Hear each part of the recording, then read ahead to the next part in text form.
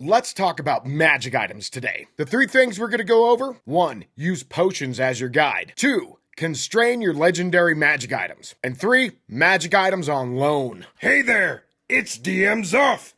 Go ahead and hit the subscribe button so you know when we upload new videos. I personally have a problem with my delineation of magic items, and the problem stems all the way back to when I first started playing D&D in the 80s with Advanced Dungeons & Dragons. Back then, with no subclasses or feats, basically, you buffed the characters by handing out magic items. It's no longer needed with 5th edition and beyond because you have all that stuff kind of baked in. So back then, as a dungeon master, I would just start delineating magic items pretty early on. And for someone like me that has self-diagnosed ADHD, I would kind of give these things out, forget about them, and then wonder why my third level party of 4 would take down an ancient red dragon or even gods. What I tend to do now is give magic items limited use rather than an always-on effect. D&D 5e has nerfed magic items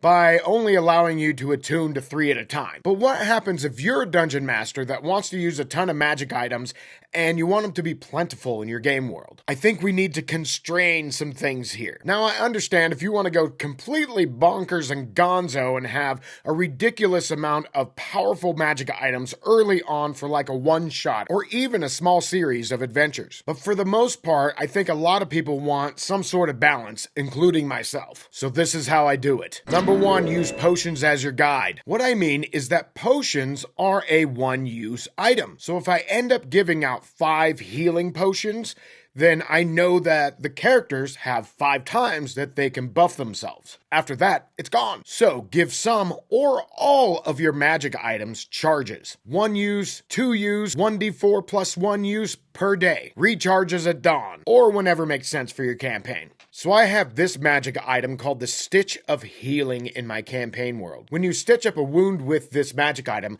it restores 1d6 plus 1 points of damage. Also, it recharges 1d4 plus 1 per day. It says here, if all the charges are used in a single day before dawn, it will lose its magical powers, becoming a mundane item. So why do this? First off, it gives responsibility to the player for their magic items. It gives them also a sense of ownership because they're caring for it, basically. They also have choices that have consequences. If they use the final charge in that magic item, it becomes a mundane item now, which is built-in drama. We like drama. We want drama. All right, number 2, constrain your legendary magic items. Legendary weapons should be legendary. So what is the legend? Let's say you give out a Vorpal sword. On a natural 20, it chops off the head of the target. Amazing! What if you constrain it to chop off the head of only the BBEG or some other legendary monster? Of course, it gets that +3 to attack and +3 damage every time it's used, but the Nat 20 feature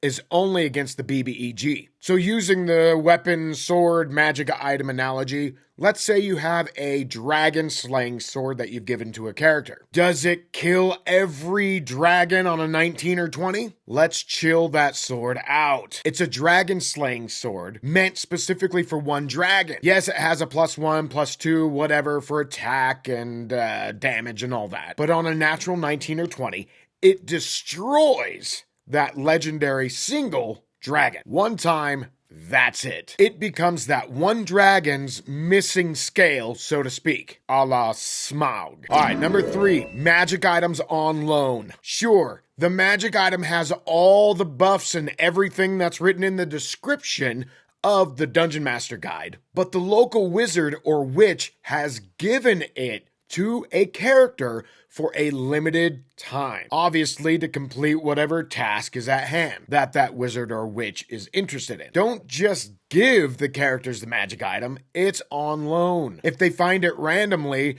then a god or a fey person or someone from the Shadowfell will approach them and tell them, this is limited use, you're going to have to put it back after you're done. Otherwise, you'll be cursed, or whatever you want to do.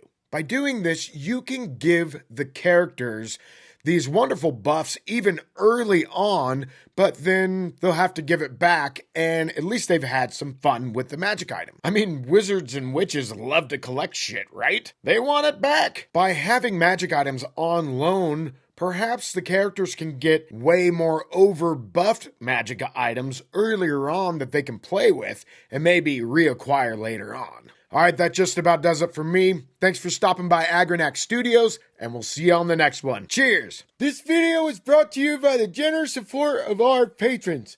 Consider becoming a patron. There's a link down in the dungeon. Down there.